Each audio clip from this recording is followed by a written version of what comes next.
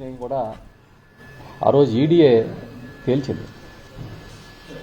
అలాంటి కేసుని నిన్న చంద్రబాబు నాయుడు గారు ఎత్తేసుకున్నారు. ఆయనే నిందితుడు, ఆయనే న్యాయవాది, ఆయనే తీర్పులిచ్చుకునే న్యాయమూర్తి, ఆయనే ముఖ్యమంత్రి అన్నట్టుగా అన్నీ ఆయనే. ఆయన మీద ఉన్న కేసుల్ని ఆయనే ఎత్తేసుకోవడం అనేది ప్రజాస్వామ్యాన్నే ప్రశ్నార్థకంగా మార్చేసింది. ఒక్క కేసు కాదు, ఒక ముఖ్యమంత్రి స్థానంలో కూర్చున్న ఒక నాయకుడు తనపై ఉన్న కేసుల్ని తనే ఎత్తేసుకుంటూ ఈ దేశానికి ఒక మెసేజ్ ఇస్తా ఉన్నాడు.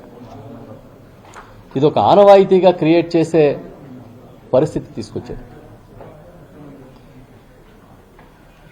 అవినీతి జరిగింది అని కేంద్ర దర్యాప్తు సంస్థలు తేల్చి, ఆనాటి ప్రభుత్వం ఉన్న సిఐడి తేల్చి ఆధారాలతో సహా కేసు పెడితే మిస్టేక్ ఆఫ్ ఫ్యాక్ట్స్ అని చెప్పి కేసులన్నీ ఎత్తేస్తున్నారు. ఇది దేనికి సంకేతం చంద్రబాబు నాయుడు గారని అడుగుతున్నాం. సుదీర్ఘకాలం ముఖ్యమంత్రిగా పనిచేసిన అనుభవం ఉన్న మీరు వ్యవస్థల్ని పరిహాసం చేయడమే కదా, ఇది వ్యవస్థల్ని నీరు కార్చేయడమే కదా. మీరు నిర్దోషాన్ని తేలాల్సింది కోర్టుల్లో కదా. కానీ మీ దర్యాప్తు సంస్థల్ని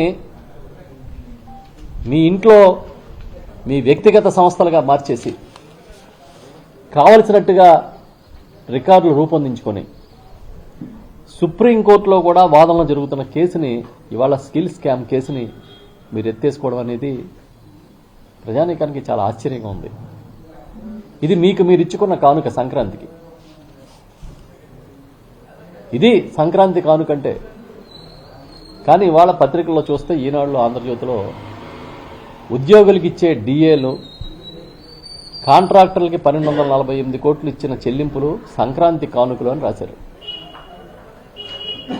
ఈ సంక్రాంతి కానుకలా, హక్కులా? కాంట్రాక్టర్లకు మీరు ఏమైనా ఉత్తినే ఇచ్చారా? ఊరికినే వాళ్ళు పెట్టుబడి పెట్టి లాభం కోసం పనిచేస్తే ఆ బిల్లులు మీరు ఇచ్చారు, అది కానుక. డిఏ పొందడం అనేది ఉద్యోగుల హక్కు, అది కానుక. వాళ్ళకేమో ఇవి కానుకలు, చంద్రబాబు నాయుడు గారికేమో తన కేసులు తాను ఎత్తేసుకోవడమే పెద్ద కానుక. ఒక కేసు కాదు, ఈ ప్రభుత్వం వచ్చిన తర్వాత ఇంచుమించుగా ఆయన మీద ఉన్న 8 కేసులు ఎత్తేశారు. Assigned lands case, final report filed and closed as mistake of facts on 25th November 25. Mistake of facts అది కూడా. అది ఎప్పుడు తీసేశారు? పోయిన నెలలో, అంటే నవంబర్లో. ఇంచుమించుగా ఇది జనవరిలోకి వచ్చాము, ఇంచుమించు 45 days బ్యాక్ అప్పుడు తీసేశారు. అది మిస్టేక్ ఆఫ్ ఫ్యాక్ట్స్. ఇదే ఎస్ఐన్ ల్యాండ్స్ రిజిస్ట్రేషన్ కేసు, ఈ కేసు ఎప్పుడు తీసేశారు?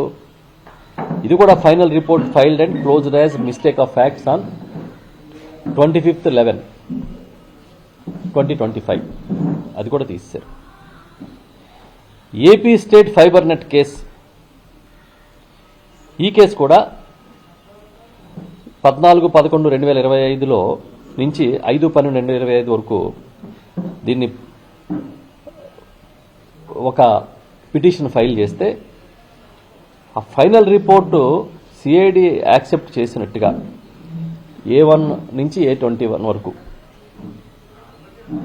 చెప్తూ మిగతా వాళ్ళందరినీ దీని నుంచి తీసేస్తున్నట్టుగా ఇచ్చి, ఆ రకంగా దానిలో కూడా ఫైబర్ నెట్ కేసులో కూడా క్లియరెన్స్ ఇచ్చేశారు. స్కిల్ డెవలప్మెంట్ కేసు నిన్న తీసేశారు, 12 జనవరి 2026. అలాగే ఇన్నర్ రింగ్ రోడ్ కేసు ఇవాటి వరకు ఫైనల్ రిపోర్టు ఫైల్ చేయలే. లిక్కర్ కేసు 2023లో వేసిన లిక్కర్ కేసు 1/12/2025 తీశారు, పోయిన ఏడాది. అదేవిధంగా మైనింగ్ కేసు, దాన్ని కూడా 27/10/2025 తీసేశారు. ఎస్ఐన్స్ ల్యాండ్స్ మీద మాజీ ఎమ్మెల్యే గారు ఆళ్ల రామకృష్ణారెడ్డి గారు వేసిన కేసు ఇప్పుడు హైకోర్టులో స్క్వాష్ పిటిషన్ కూడా పెండింగ్ ఉంది. ఇవన్నీ కేసులు అయితే తనకు తానే తీర్పులు ఇచ్చుకుని తీసేస్తున్నాడు. తన చేతిలో అధికారం ఉంది కనుక దర్యాప్తు సంస్థల్ని గుప్పిట్లో పెట్టుకుని ఆడిస్తున్నట్టుగా తన మీద తనే కేసులు తీసేస్తాడు. ఇంకో పక్కన మేకలు కోసారని, కోళ్లు కోసారని కేసులు పెడుతున్నారు. ఎవడన్నా పేకలకు వస్తే కేసులు పెట్టేవారు, ఇప్పుడు కేకులకు వస్తే కేసులు పెడుతున్నాడు. ఈయన జగన్ గారి బర్త్డేకి తిరుపతి దగ్గర మా నాయకుడు జగన్మోహన్ రెడ్డి గారి జన్మదినోత్సవం సందర్భంగా కోడిని కోస్తే అది పెద్ద నేరం అని చెప్పి 5 సెక్షన్లతో కేసు పెట్టారు. ఈ కేసు నమోదు చేసిన అధికారులు ఆ రోజు రాత్రి చికెన్ బిర్యానీ తిని ఉంటారు. మేకని కోసారని చెప్పి జగన్ గారి బర్త్డే రోజున ఫ్లెక్స్ దగ్గర వాళ్ళ మీద 3rd డిగ్రీ, వైఎస్ఆర్ కార్యకర్తల మీద 3rd డిగ్రీ ప్రయోగించి రోడ్ల మీద నడిపించి ప్రజాస్వామ్యాన్ని అపహాస్యం చేస్తున్నట్టుగా తప్పుడు కేసులన్నీ బనాయించి చాలా దుర్మార్గంగా పోలీసు వ్యవస్థను వాడి ఇబ్బంది పెట్టారు. ఇంక ఏం కేసులు పెట్టాలో తెలియట్లేదు వాళ్ళకి. మేకలు కోసారని, కోళ్లు కోసారని, రేపు పొద్దున కొబ్బరికాయ కొట్టారని కూడా పెడతారు కేసు. ఎందుకంటే ఆ సౌండ్కి మొత్తం ప్రజలు భయభ్రాంతులు అయిపోతున్నారని. కోడిని కోస్తే తప్పు, కోడి పందాలు వద్దని చెప్పి హైకోర్టు చెప్పినా కూడా అది సంక్రాంతి వేడుకలుగా మీరు చెప్తున్నారు. మేము కాదనట్లేదు. ఇది జగన్మోహన్ రెడ్డి గారు ఆ రోజు ఆయన హయాంలో ఎంత దుర్మార్గంగా రాసేవారు. కోడి పందాలంటే అసలు అరాచకం, కోట్లాది రూపాయల చేతులు మారిపోతున్నాయి. ఇప్పుడు కేపీఎల్ కోడి పందాలు లీగ్ వాళ్ళ శాసనసభ్యులే దాని నిర్వహణ, అది కూడా గొప్పగా కలర్ ఫోటోలు వేసి పేపర్లో వేస్తున్నారు. అది కాకుండా అసలు విందు వినోదాలని చాలా గొప్పగా రాస్తున్నారు. అదే జగన్ గారి హయాంలో జరిగితేనేమో క్యాసినోలంట, జోదం అంట.